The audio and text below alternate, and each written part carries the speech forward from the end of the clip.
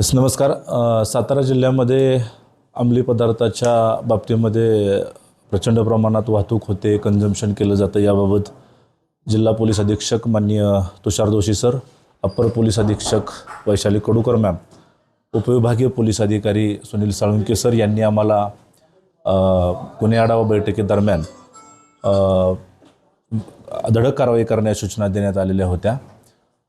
त्या अनुषंगाने काल पाचगणी पोलीस ठाणे हद्दीमध्ये एक गोपनीय बातमीदारामार्फत आम्हाला मिळालेल्या माहितीनुसार आम्ही मिळालेल्या माहितीचा आशय वरिष्ठ अधिकारी यांना कळवून स्थानिक गुन्हे अन्वेषण शाखेचे वरिष्ठ पोलीस निरीक्षक श्री देवकर सर व त्यांच्याकडील पथक यांना कळवून आम्ही एकत्रित काल रात्री छापा टाकलेला आहे. सदरचा छापा हा घाटजाई मंदिरजवळील जो ग्रँड व्हिस्टा व्हिला आहे त्याच्या रोडला एका संशयित वाहनामध्ये आम्हाला अंमली पदार्थ असल्याची माहिती मिळालेली होती. त्या अनुषंगाने आम्ही सदर छाप्यादरम्यान आम्हाला कॅप्सूलसह 13 ग्रॅम आणि विदाऊट कॅप्सूल 10 ग्रॅम असा कोकेन सदृश पदार्थ मिळून आला. त्या पदार्थाची चाचणी फॉरेन्सिक टीमनं जागीच करण्यात आलेली आहे. सदरचा मुद्देमाल हा जवळपास 5 लाख रुपये किमतीचा आहे मार्केट व्हॅल्यूनुसार, आणि इतर साहित्य मोबाईल आणि वाहने असे एकूण 42,85,000 रुपयेचा मुद्देमाल आम्ही सरकारी पंचांच्या समक्ष काल त्याच ठिकाणी जागेवर जप्त करण्यात आलेला आहे. त्या अनुषंगाने पाचगणी पोलीस ठाणे गुन्हा रजिस्टर नंबर 305/25 NDPS ॲक्ट 8क-22-21 अन्वये आम्ही हा गुन्हा दाखल केलेला आहे.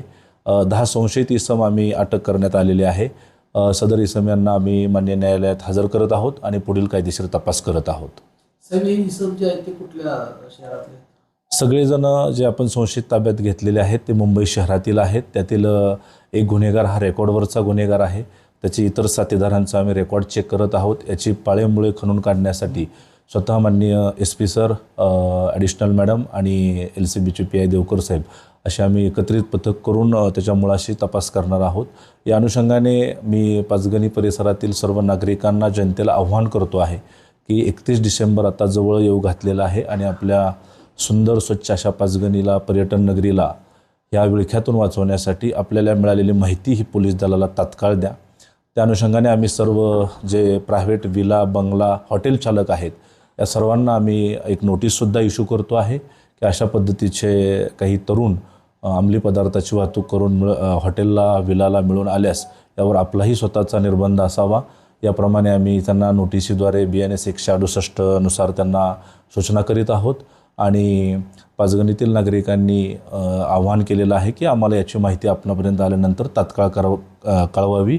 आम्ही सर्वजण पाचगणी आणि महाबळेश्वर परिसरातील या आपल्या पर्यटन नगरीला अंमली पदार्थापासून दूर ठेवण्यासाठी पोलीस दल सर्वतोपरी प्रयत्न करेल. थँक्यू.